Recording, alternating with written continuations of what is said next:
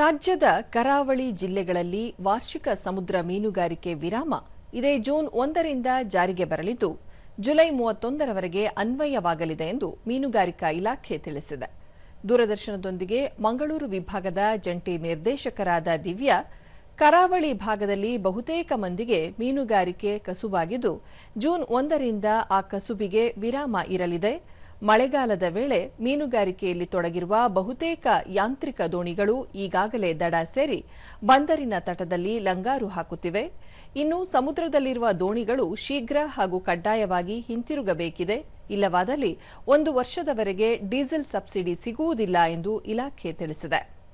ವಿರಾಮದ ಅವಧಿಯಲ್ಲಿ ಮೀನುಗಾರಿಕೆಗೆ ನಿಷೇಧ ವಿಧಿಸಿದ್ದರೂ 10 ಎಚ್ಪಿವರೆಗಿನ ಎಂಜಿನ್ ಅಳವಡಿಸಲಾದ ಮೀನುಗಾರಿಕೆ ದೋಣಿಗಳಿಗೆ ಕಾರ್ಯನಿರ್ವಹಿಸಲು ಅನುಮತಿ ನೀಡಲಾಗಿದೆ.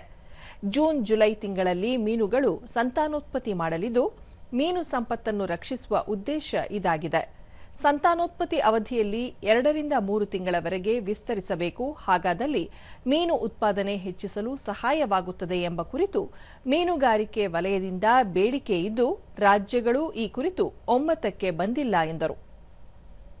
ಶಕ್ತಿ ಎಚ್ಪಿ ಸಾಮರ್ಥ್ಯಕ್ಕಿಂತ ಮೇಲ್ಪಟ್ಟ ಯಾವುದೇ ಇನ್ಬೋರ್ಡ್ ಅಥವಾ ಔಟ್ಬೋರ್ಡ್ ಯಂತ್ರಗಳನ್ನು ಅಳವಡಿಸುವ ಸಾಂಪ್ರದಾಯಿಕ ದೋಣಿಗಳ ಮೂಲಕ ನಡೆಸುವ ಮೀನುಗಾರಿಕೆ ಚಟುವಟಿಕೆಯನ್ನು ಜೂನ್ ಮತ್ತು ಜುಲೈ ತಿಂಗಳು, ಅಂದರೆ ಜೂನ್ 1ರಿಂದ ಜುಲೈ 31ರವರೆಗೆ ಒಟ್ಟು 61 ದಿನಗಳು ಈ ಮೀನುಗಾರಿಕೆ ನಿಷೇಧಿತ ಅವಧಿಯಲ್ಲಿ ಮೀನುಗಳ ಸಂತಾನೋತ್ಪತ್ತಿ ಆಗುವುದರಿಂದ ಈ ಮೀನುಗಾರಿಕೆ ನಿಷೇಧವನ್ನು 61 ದಿನಗಳ ಕಾಲ ಮಾಡಲಾಗಿದೆ.